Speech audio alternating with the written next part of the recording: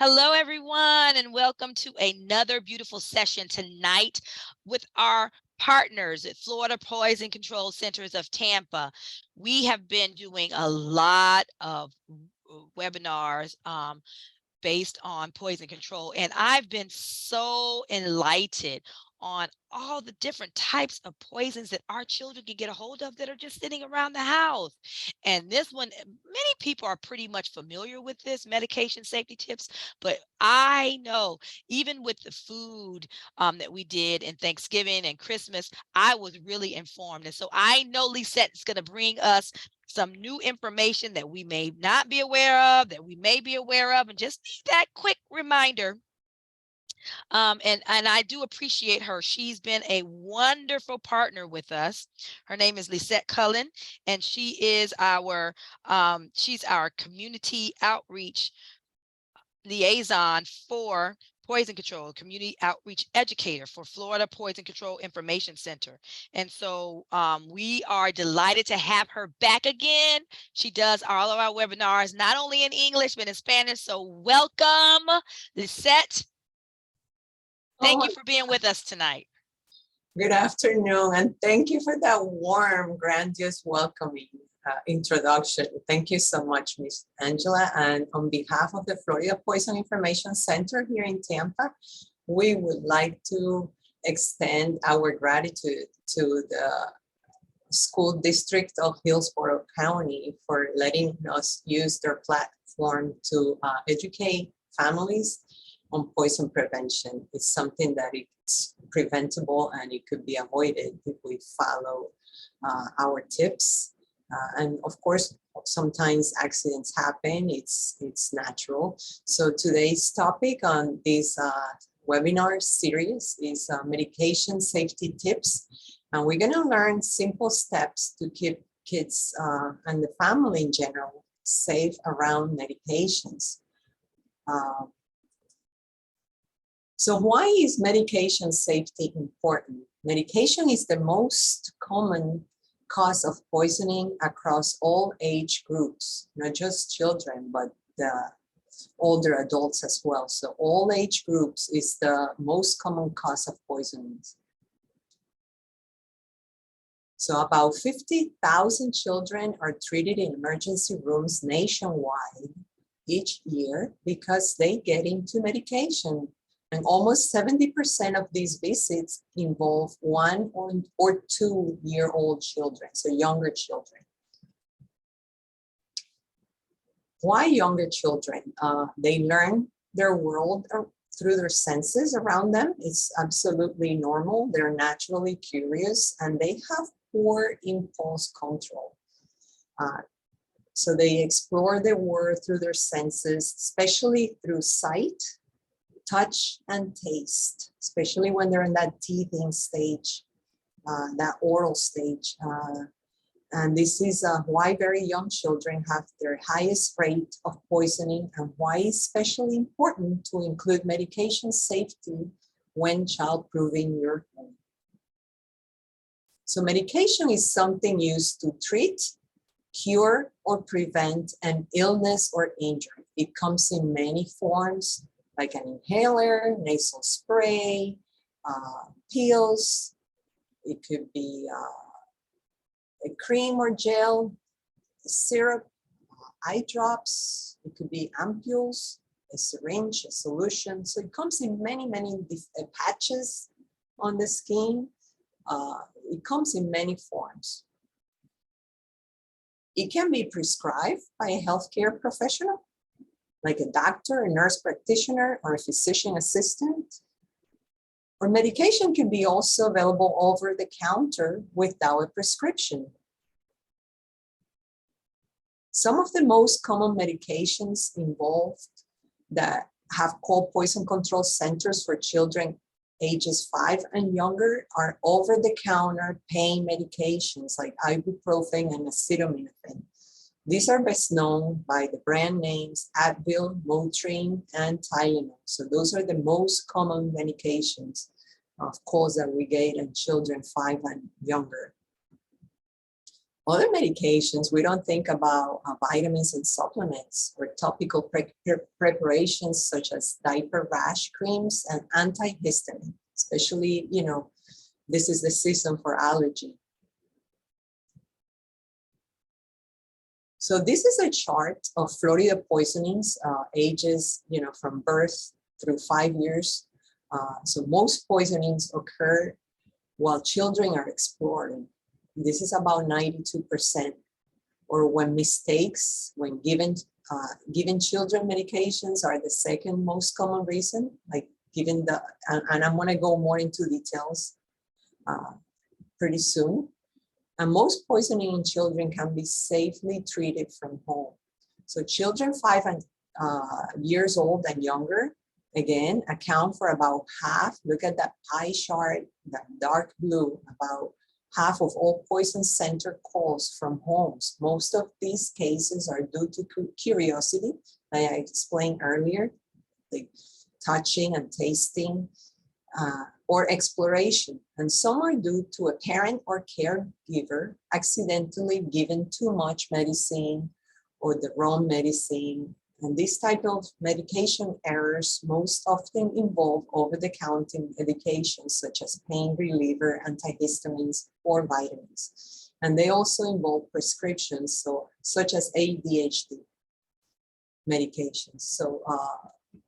So the errors, it could be double dosing, sometimes the babysitter or parents work different shifts and there's a poor communication, like they don't know that the medicine was already given or not reading. I'm gonna go into more details to give you more precise examples. So your poison center, this is pictures of poison centers with some of the staff, can help you safely manage almost all child poisoning at home. Some are due to a parent or caregiver accidentally given too much medicine or the wrong medicine. These types of medication errors most often involved over-the-counter medications.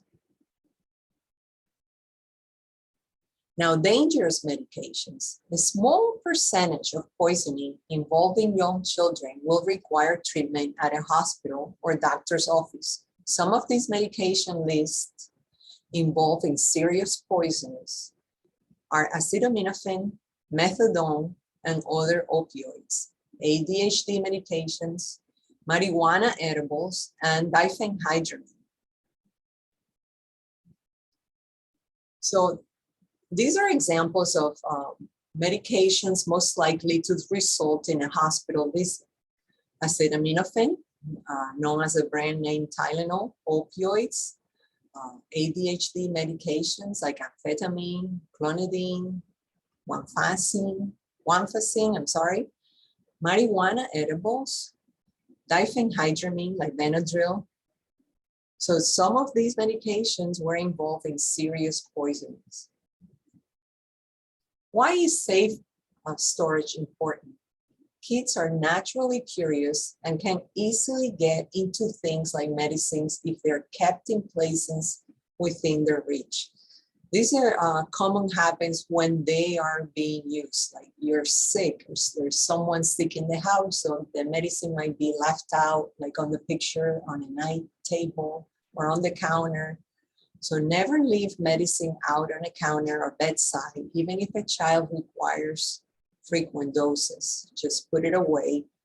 Or when you have a visitor, you see there's a purse on the floor and the child is curious and might go through the bag and find things in there. It's like a pill box, or it could be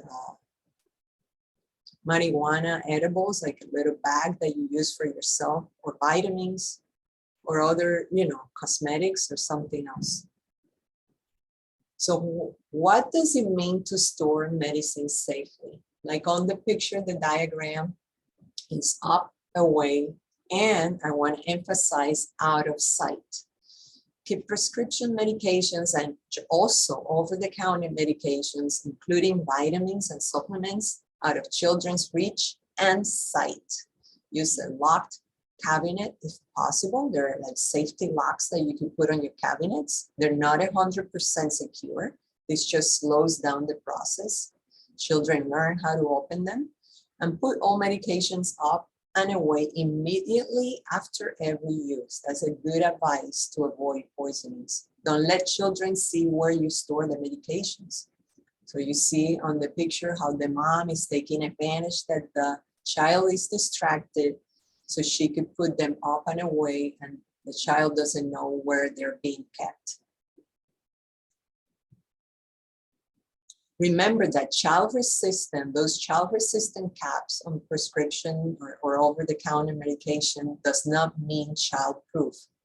It's similar to the lock for the cabinets. It just slows down the process. Children might still be able to get into these containers.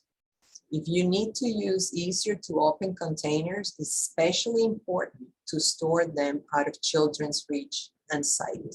So there might be a relative or yourself that have difficulties or arthritis or maybe an injury or a disability, and they need easy caps. So especially those situations, you have to be more careful on keeping the medications secure. So look at this picture. We covered this on previous webinars, the dangers of or the room for mistake for lookalikes. So are another important reasons to practice safe storage. Remember, young children sometimes can't read labels, and medications and other products around the house might look like candy or something else that is edible.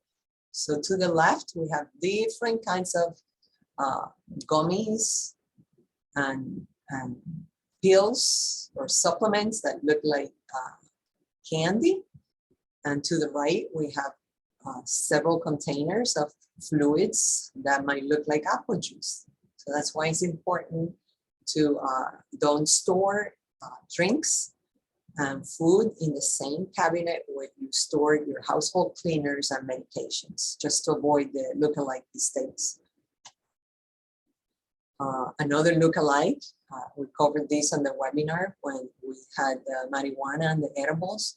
So this is especially true for edible marijuana products. With the growing availability of medical and recreational marijuana, poison centers across the country are seeing an increase in cases of young children getting into marijuana. Really, I mean, how can you tell them you cannot eat that when they look so tempting? Even small bite of these products may result in a visit to an emergency room for a young child. So keep them up high and out of sight and locked. So here's an example. These are pouches. Some come with a lock, with a key. Some comes with a combination lock. Is another step to slow down the process. So it's one more reason to keep all medications, including marijuana products, up high, out of reach and sight, and store medication, marijuana, and other non-food products in a separate place from food and drinks to avoid errors. Poison purse.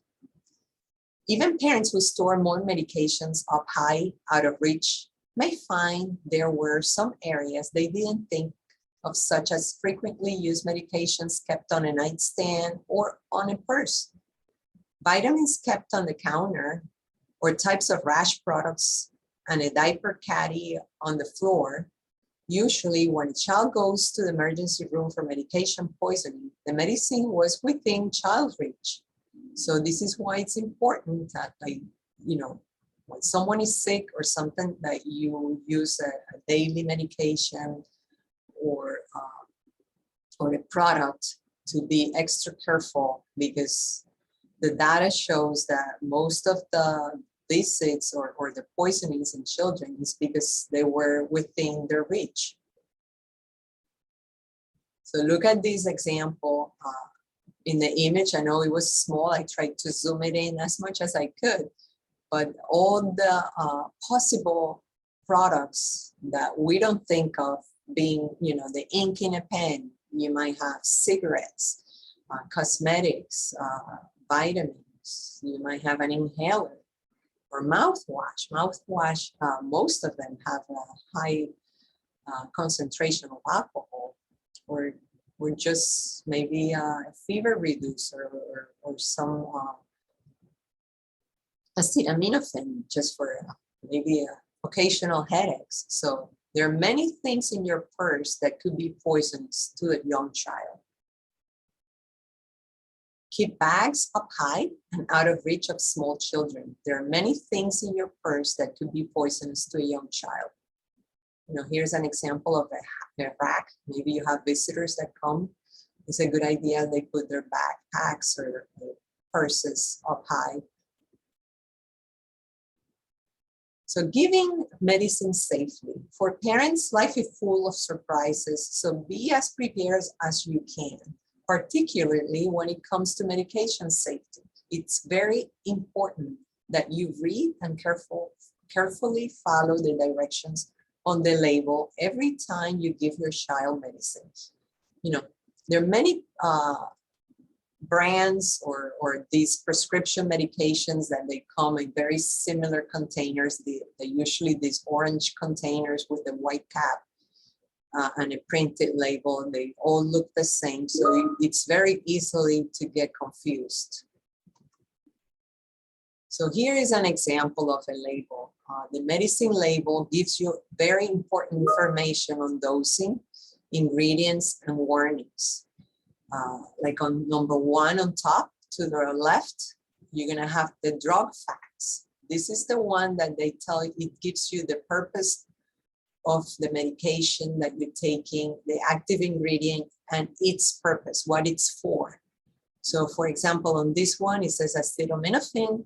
It gives you the concentration, 500 milligrams, and it says it's pain reliever, fever reducer. So that's the purpose. That's what that medication is for. On the part that's labeled with number 2, it gives you the uses, what you can use it for. So it's a little more information, more explained into detail. On the section number 3, it gives you the warning.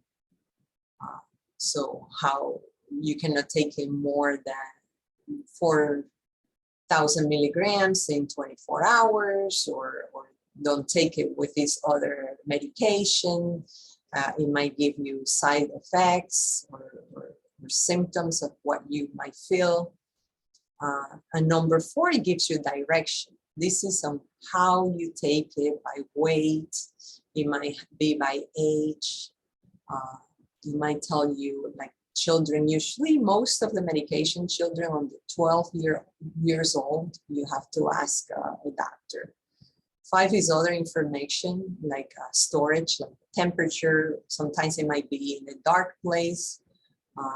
6, it gives you inactive ingredients. So it might have other ingredients.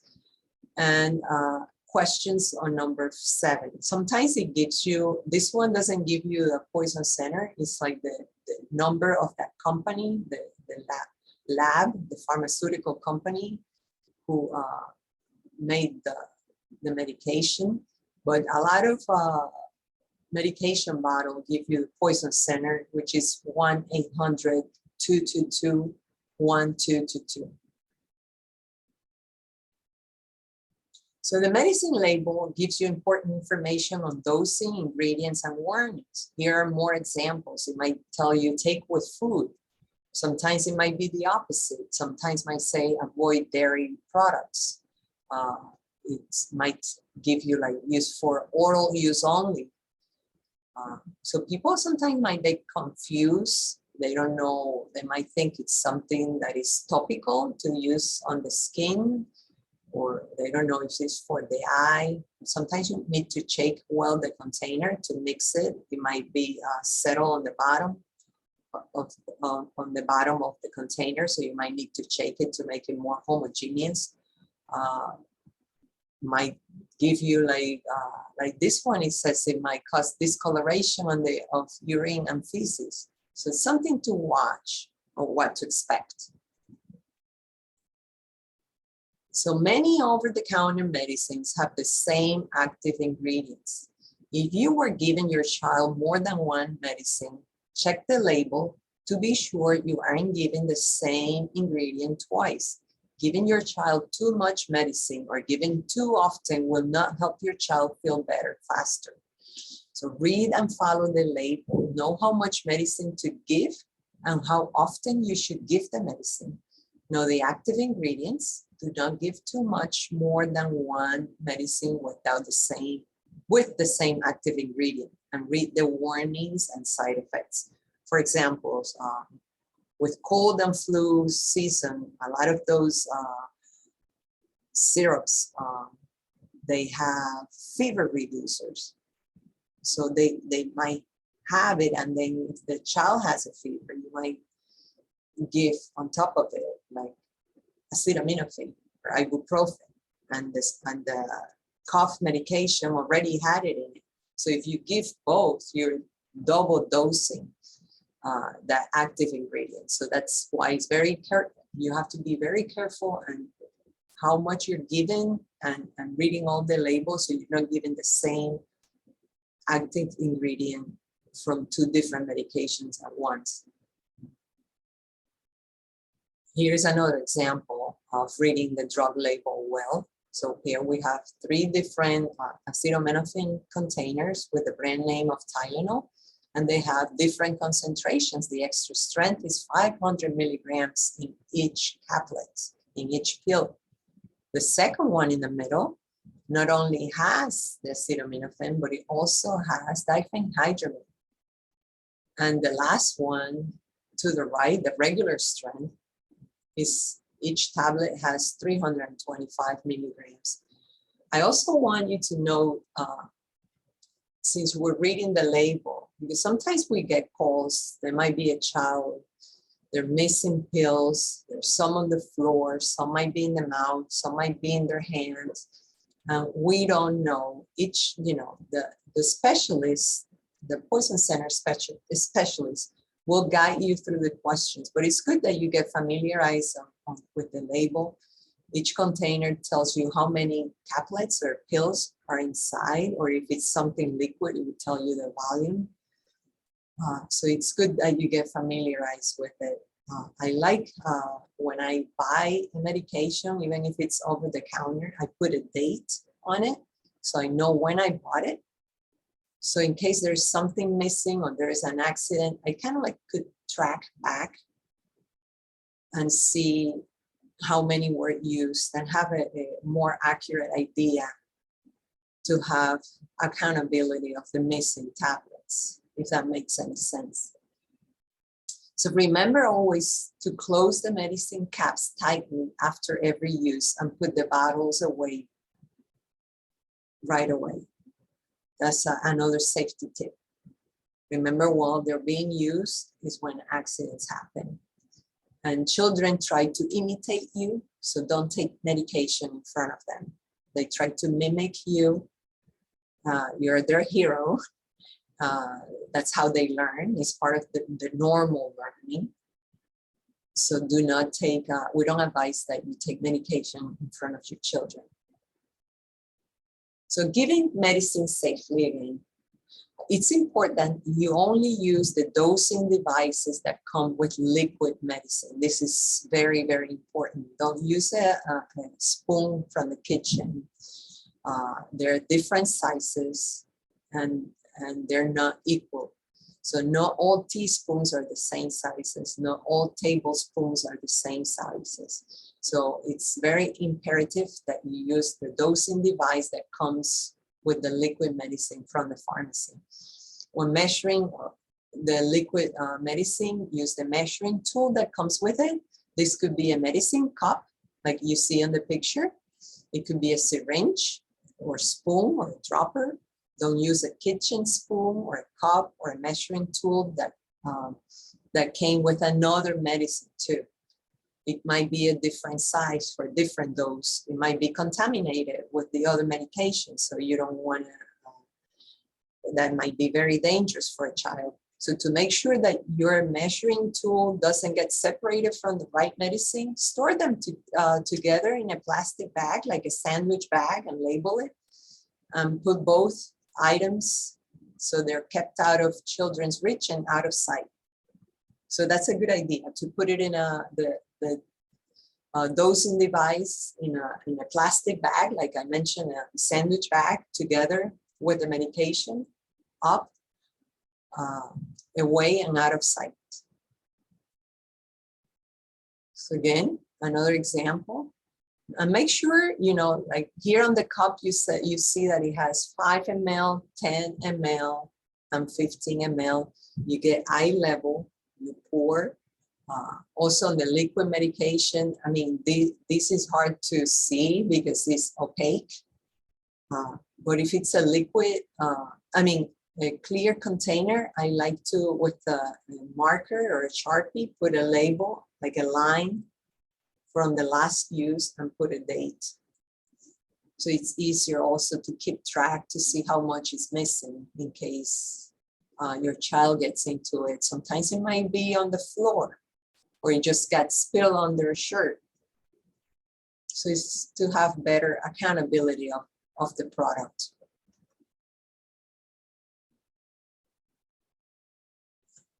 So another advice is to keep a medicine schedule.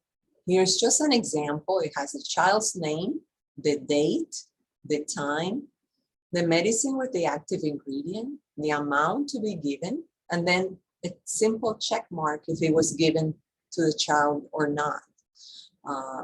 So write down your child. If you have a babysitter, or the grandparents are coming, or even for yourself, between family members, your husband or your sister, write down your child's medicine schedule. Include a child's name, the name of the medicine, the date, and the time. It might be several times throughout the day. Date and time the medicine should be given, the amount of medicine that should be given. It could be in mLs, like milliliters, teaspoons, or number of pills if it's a solid. To prevent those errors, it's important to read the label so you know which measurement you use. And use a check mark to show the scheduled dose was given, so that you and other caregivers can keep track. It could be just you, but you might forget, got distracted. Sometimes you're like, did I take it? Did I not take it? Did I give it to him or not? So it's just to avoid that. It's a simple tool to follow, to use, so to avoid errors. So other medicine safety tips: always keep medication in its original container or in a child-resistant pill reminder box. Never store medication in a household container, like a sandwich bag, or Tic Tac container. Sometimes you're like, oh, I've been having this headache, so let me put a couple of Tylenols in a sandwich bag. Don't do that. Please close the container tightly after each use. Do not take medicine in front of children. They like to copy others. Do not call medication candy.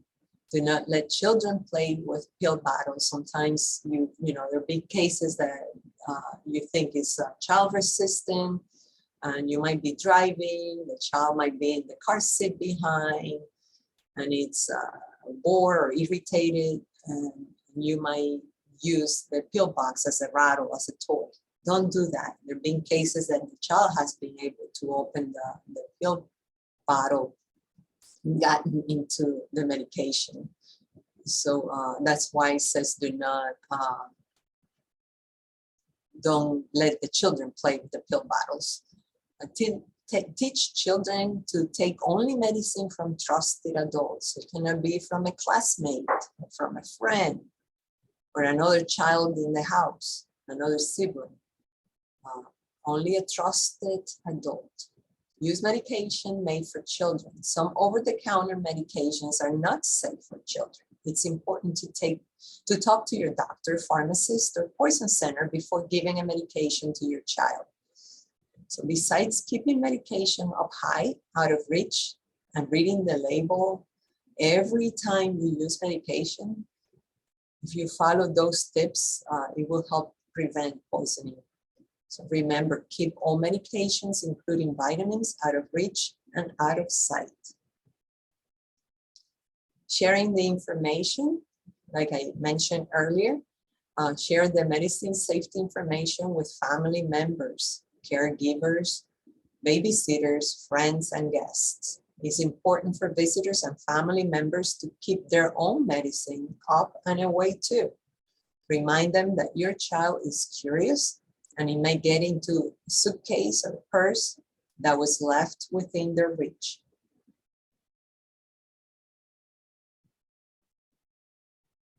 Here's for an older child. It's important that it could be like in high school or middle school, to share all that information with that person. Make sure family and friends save the poison help number in their cell phones, and it's posted visibly in your home. So they have the number if they need it. It's the 1-800-222-1222. Later, at the end, we're going to share the website. You could request magnets that you could have on your fridge, but you cannot always bring your fridge with you around.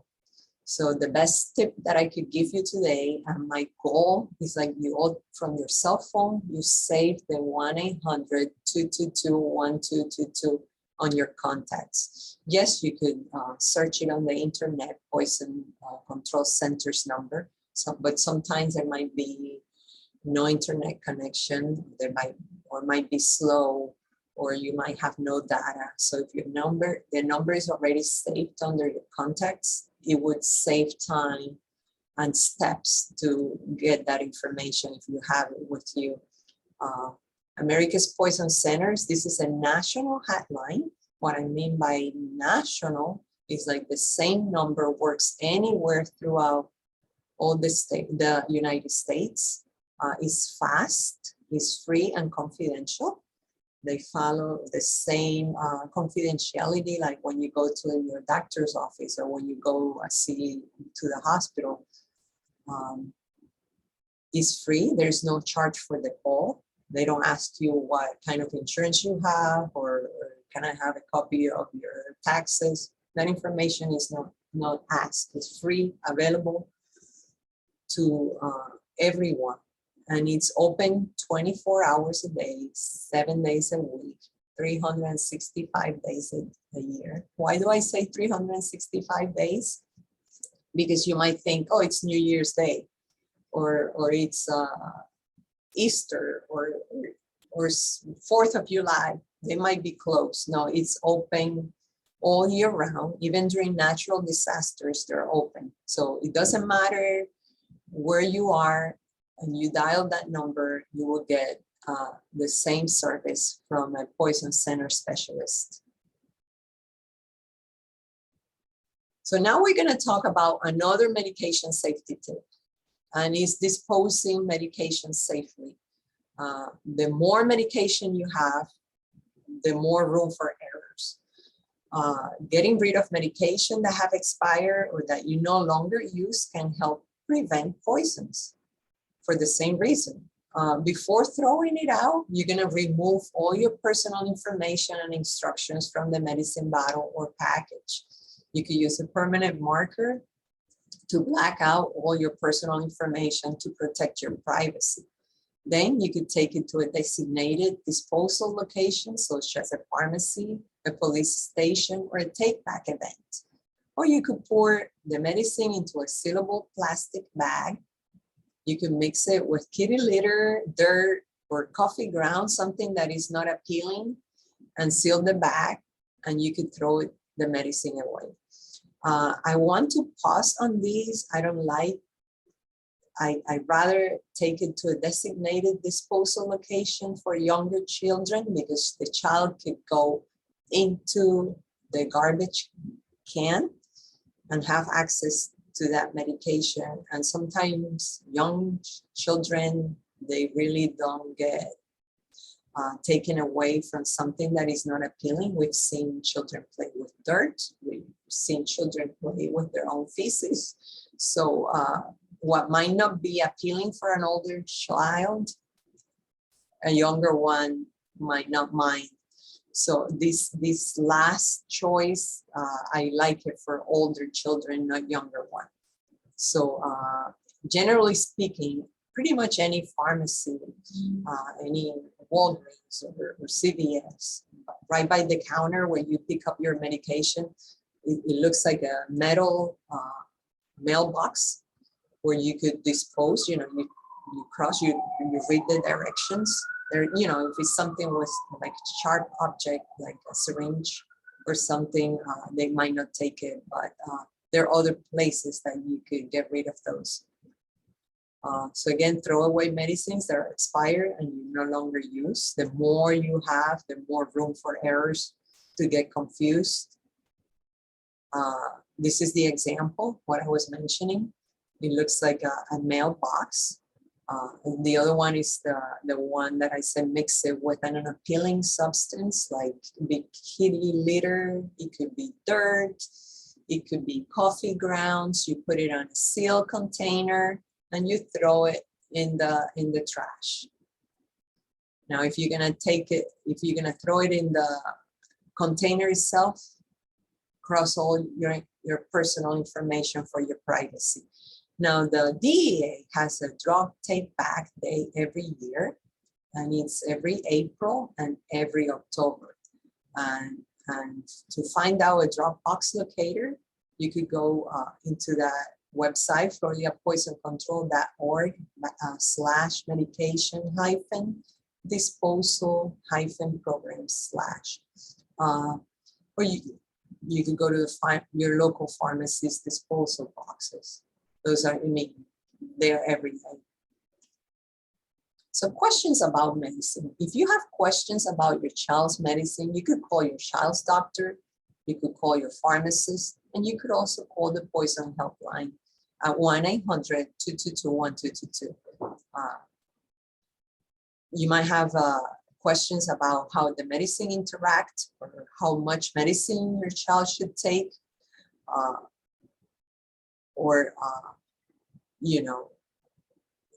It might interact with another medication or over the counter or supplement. So I want you to know that poison centers are not just for emergency. It can be also for information. So the experts at the Poison Center can answer questions about medicines that you're getting or giving your child. They can also tell you what to do if your child gets into the medicine, or if your child was given the wrong amount of medicine.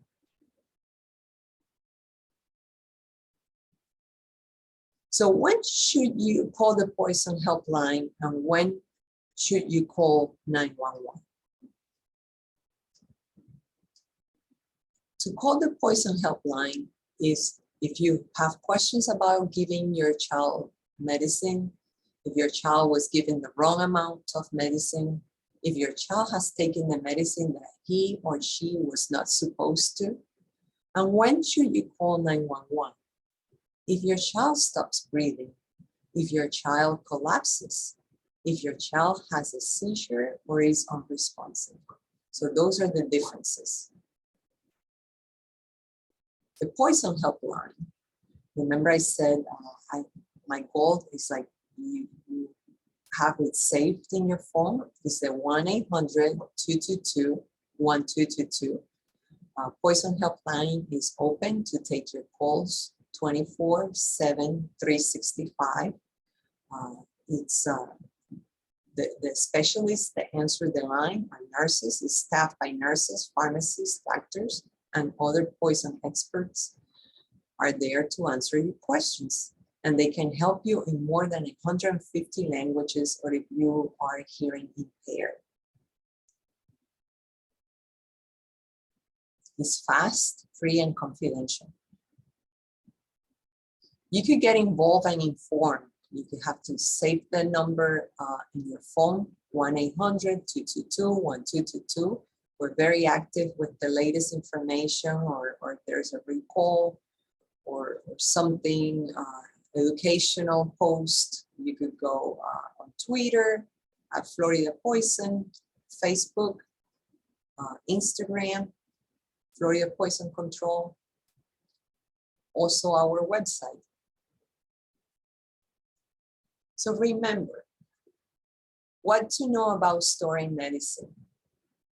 You're gonna put all medicine, prescribed and over the counter, like vitamins and supplements, up and away and out of sight. The risk is real, and you could protect your children and your family by following those steps. And remember, accidents happen. We have to cook, we have to sleep, we have to go to the bathroom, but these accidents are preventable. So if you have locks on the cabinets, if you have the safety locks, the caps tight and secure after every use, and you have lock bags with the lock or the combination lock, or get rid of the medication you no longer use or are expired. Have a list of your medication, read the labels, use the measuring tools. All those are tips that will help you prevent medication accidents. I don't know if you have any questions for me. This is a survey. It's very quick. I think it's 5 or 6 questions, yes or no. And this will help us meet our grant deliverables and continue to be funded. Thank you. And if you have any questions for me, I would be happy to answer them. Thank you so much, Lisette. I am putting the link. They can use the QR code, or they can use the link, grab it here, putting it in the chat.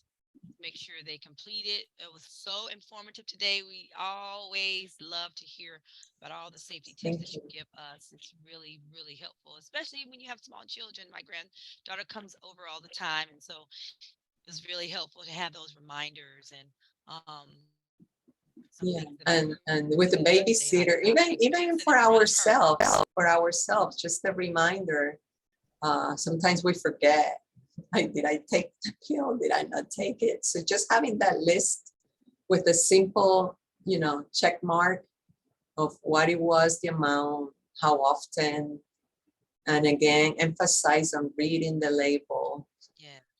And make sure, especially during flu season and cold season, like a lot of those cough medications might have fever reducers, that you might be using a fever reducer on top of it. So there's room for double dosing. Correct. So just to avoid it, read. And if you have a question, call Poison Center, at 1-800-222-1222. Yes. 1-800-222-2222. Remember, you don't have to have an emergency to call. It's also for information. So that's how useful it is. Okay. Well, we thank you again, and we appreciate all of the participants, attending. Remember, our like and subscribe to our YouTube channel. It's going to come up here in just a second. Grab a hold of it and like and subscribe to it. This is being recorded, and it will be up by the end of this week. So thank you to the school district of Hillsborough County Public Schools for letting us share poison prevention information and educating the community. We want to keep our community safe, and so that's our goal. Partnership is everything, and so we do appreciate you informing our families about the safety of their children. So thank you, and everyone have a good evening. Have a good evening. Thank you.